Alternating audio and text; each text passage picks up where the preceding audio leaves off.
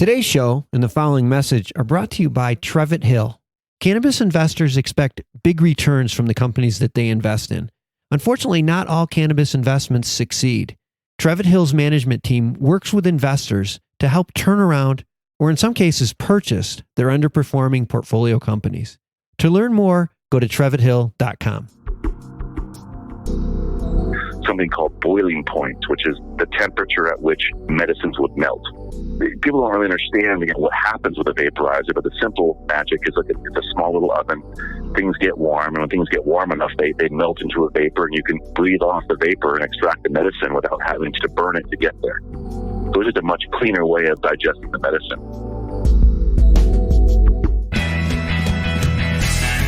It's the MJBulls podcast, a show about raising cannabis capital. I'm Dan Humiston, and on today's show, how this American entrepreneur used his years of experience doing business in Asia to create a vaporizer for the true cannabis connoisseur.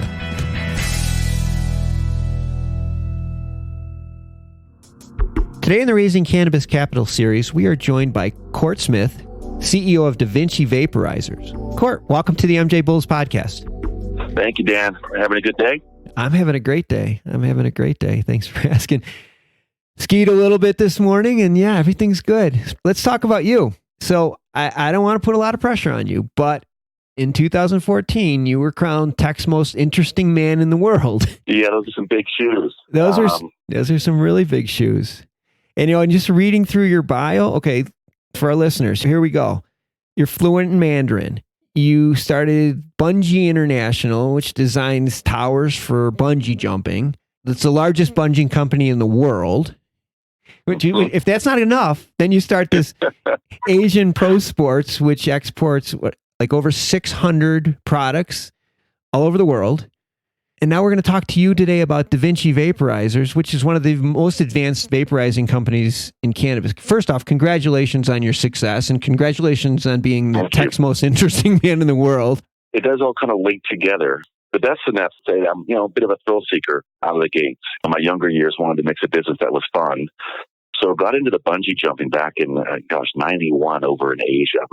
Wasn't much to do over there besides gambling and drinking, and the outdoor sports market was more my interest. As I was doing the bungee jumping, I got approached by a guy who says, "Hey, we're going to build the Disneyland in China, and we want to put one of these bungee jumping things in China. Can you do it?" I'm like, "Well, sure." Raised my hand. Absolutely. What are we going to do? In 95, I went over there and designed and built China's first bungee tower. To celebrate the opening day, and I think with 100 couples were to get married under the bungee tower. China doing this jump down and a big countdown thing. And bungee landed in China, and I knew that China, with its population and growth, was going to be a huge market. But I think I was easily 10 years in front of myself. China wasn't ready for bungee jumping. It was far too scary. We were in momentum, and it was happening, so it began. Kind of while introducing the bungee to China, we got involved with the whole X Games movement and produced China's first X Games, and really brought the whole thrill sports mentality to the Chinese people. And I thought it was interesting because what I earned my sort of degree of manufacturing was building these bungee towers, which is big stuff. This is size the Golden Gate Bridge, 300 feet tall, elevators up the top, revolving restaurants, the whole entertain a whole Chinese crowd on a huge metal structure idea. But worked my way from bungee towers into an assortment of other products, and I was learning different industries and different words in Chinese. Just took that degree and the learnings of how to build things, how to contract and negotiate the Chinese factories, to be an artisan of my own ways to build things there. And when DaVinci kind of came up, I live in Vegas, right? So I went to a trade show, and I said, wow, I'm a cannabis user, and I'd love to have a pocket-friendly vaporizer that would be good and not be so conspicuous. And on the market at the time, the best-selling thing was a butane burning. It was the only thing pocket size that could be on the go, but it burned butane with an open flame. I thought, this is ridiculous. I'm a skier. I want to be up in the mountains. I want to be on the motorcycle, and I don't want a live butane, something going on. So I started scratching out something that would be small and battery-powered, that could fit in your pocket and be rugged, and really put my connoisseur's taste and my engineering skills into developing a very advanced smoking apparatus that became the DaVinci. I mean, it's just crazy. It goes from bungee jumping to vaporizers, but I can see now how the dots are connected. Tell us what makes DaVinci unique. The unique part of DaVinci is our flavor. I have a good command of material science, looking at things that they're going to get hot and make smoke. Well, there's good and bad ways to do that.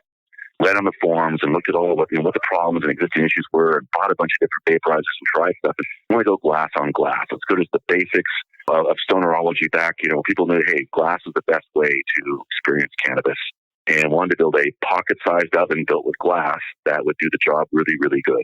That was sort of the design command, is saying we want to build this pocket vaporizer that would deliver it with a glass-on-glass taste. We start learning about terpenes and something called boiling points, which is the temperature at which medicines would melt. People don't really understand what happens with a vaporizer, but the simple magic is it's a small little oven. Things get warm, and when things get warm enough, they melt into a vapor, and you can breathe off the vapor and extract the medicine without having to burn it to get there. Okay. So it's just a much cleaner way of digesting the medicine. Yeah, that's the first time anybody's explained it to me.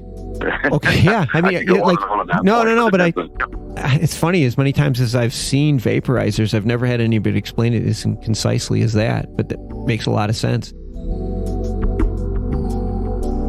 I want to take a minute to remind all of our listeners about a new podcast produced by MJBulls Media. Hemp Barons is a weekly show about the companies, products, and entrepreneurs who are using this amazing plant to create and improve the products we use every day. You can listen to Hemp Barons every Tuesday on Apple iTunes, Stitcher, Spotify, or wherever you get your podcasts from.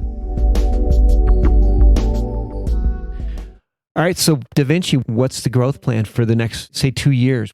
Well, what we found was our competitive advantage is it's our ability to navigate and get things built in China. In the electronics world, that's the hotbed. Shenzhen, China, is where all of this technology is being developed. The latest parts and molds, materials that are available, it's all happening at that epicenter. And that's my backyard. I've got offices there, and people there, relations there. So the growth plan is for us to build a connoisseurs product in every vertical. We want something for the wax, something for the oil, something for the herb, so that people who've, let's say, been enjoying cannabis for more than a couple of years, that they have a choice and a selection. That's something that's built the best, something that gives the best on all levels. It's the taste, it's the innovation, it's the control. You kind of going back to the vaporization story for a second. What starts to matter is the temperature at which you heat something up delivers a different experience. Burning a joint or lighting something with fire, you're burning all of it. You're taking all the elements down. But when you warm it up gradually, you can peel off what boils at a lower temperature. For example, water boils at 212. Well, THC begins to boil off at about 200, up to about 350. But as you get above 350 degrees Fahrenheit, you start to step into your different cannabinoids. What's going to make you have the munchies or feel paranoid or feel sleepy or feel euphoric or analgesic? These are the cannabinoids talking. And as you raise the temperature, you can extract the different cannabinoids off. What you're trying to do is avoid carcinogens. And benzene is the first carcinogen that actually enters the system at about 385 degrees. So that the true connoisseur is aware of his boiling points and is extracting the cannabinoids on more of a dialed level. And they all seem to know what temperature they like. I like to vape at 375, or I like to vape at 390. And some of the younger guys, they just want to go all the way to the top of the scale. And at that point, it's so warm that the extraction is pretty much the same as combustion. Wow. That's a huge education that we have not had on this show before. So thanks for that. Okay, so funding this growth plan. I mean, DaVinci's been in business since 2010. So you're coming in on your 10 years in business, and you haven't raised any money. As far as I know, you don't have any partners. What are your plans for growth? Is there opportunities for investments? Are there opportunities for partnerships or collaboration? Yeah, right now, the industry's on fire. A lot of really talented, bright people are entering the scene. We know our core competencies, design and manufacturing, and we build a really, really good vaporizer. But we'd like to be looking for smart partnerships, people who also have large vision. We want to latch into like-minded people that have passion for the industry, see a bigger vision. There's an opportunity to build more brand and more fun products and really enrich the lifestyle of the fans of cannabis. Well, we'll have all of Cort's information and DaVinci's information on the MJBulls website. So if there's somebody out there that wants to circle back with you and maybe brainstorm a little bit, we'll have all that information. Cort, you're welcoming any of those inquiries, I would assume. Yes. Yeah. Okay. Perfect. Well, Cort, thanks for being on the show today. This is, again, it's great to have tech's most interesting man in the world on my show. This is really cool. Thank you. Thank you for the education on vaporizing. Like I said, we've never had anybody on our show that really explained it like that. So thank you. My pleasure. And hopefully we'll get a chance to talk again. If not, we'll maybe, I don't know if you're going to get me on one of those bungee jumping things, but maybe. Let's stay in touch and good luck. Just a quick reminder that you can become an MJBulls member for just $4.99 per month and enjoy exclusive access to companies' pitch decks and the MJBulls Cannabis Capital Directory. Join today at MJBulls.com. Thanks for listening to the MJBulls podcast. To learn more about today's guest or to become a guest, visit our website at MJBulls.com. Today's show was produced by Bumminit Media, with original music composed by Jamie Humiston. I'm Dan Humiston, and you've been listening to the MJBulls podcast.